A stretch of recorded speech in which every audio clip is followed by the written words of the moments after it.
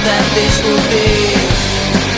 Solo hay que dejarlo claro todo, volver a disfrutar.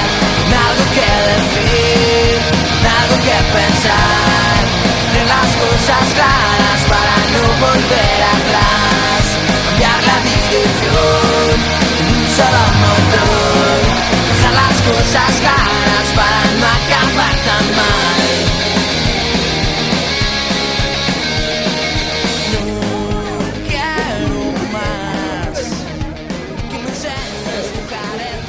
Que ben senta voltar a ver o Panchito cheo desta cor vermella, a xente rodeando o estadio do Couto e ese aroma que se respira que este ano promete ser polo menos apaixoante. O Ourense arranca esta tempada na súa casa e o fará fronte a un Noia recén ascendido.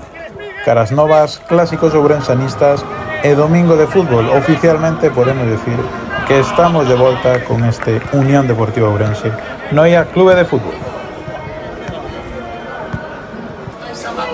Cambio de planes.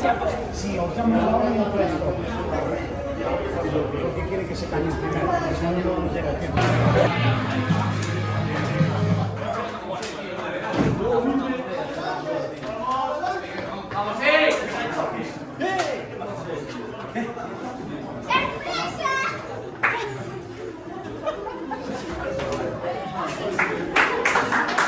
Ha sido un año largo, complicado y os necesitamos a todos, a todas.